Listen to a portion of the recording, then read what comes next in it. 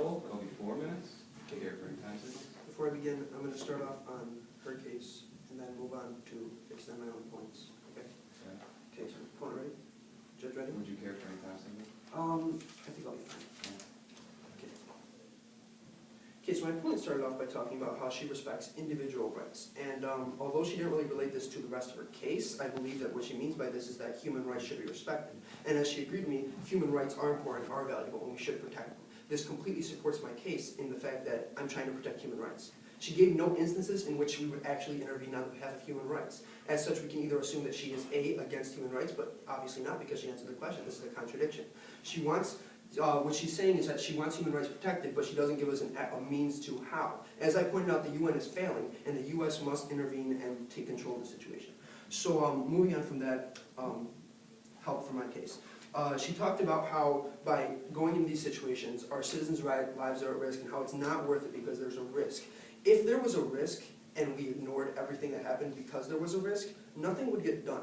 We have to take risks in order to solve problems. In order to solve human rights abuses in governments who are being negligent toward their citizens, we must intervene in some form. Otherwise, we are supporting the human rights abuses that are happening inside. We are not going to just let these human rights abuses happen and then say, oh, if we go into there, people are going to die. Therefore, let's not intervene at all and let more people die because we're not intervening. There's a weight here. We can't let a government that is oppressing its people and causing genocide, such as in World War II, where they're actually doing, Holocaust stuff. We can't let this continue to happen and not do anything. If we didn't get involved in World War II, we actually did stop the Holocaust. The effort did stop the Holocaust. The Holocaust didn't stop on its own magically. Hitler wouldn't have just stopped if no one did anything. The regimes must be toppled, and people who are having their human rights abuses must be saved. We need to take these risks in order to do so. And her 6 points about the criterion for taking action, most of these points are addressed when the U.S. does so.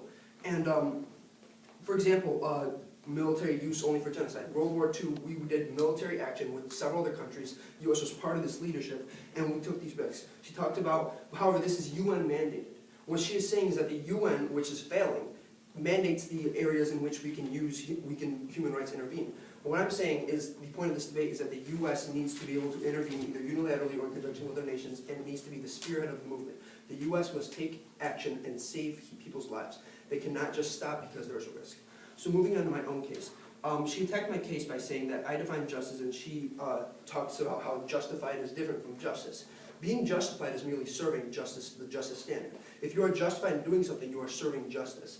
Therefore, my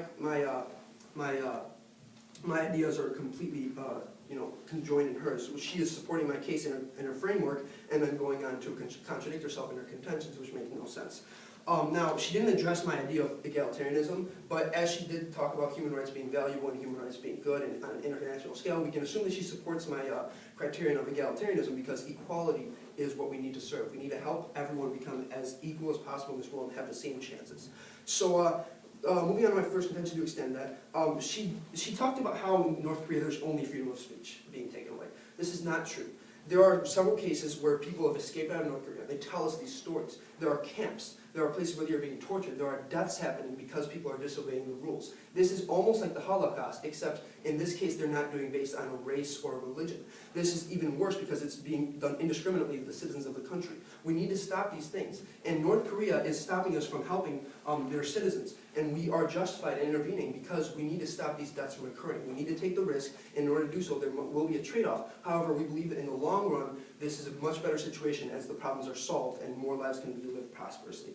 So she didn't really address that in a way that would honestly affect me. But for my second contention, she talked about the unique position of, she talks about how for her second and third contention, quickly summarized, she said that we can't do it because it's not our job. I am saying that we must take control because it is our job as the homogenic nation.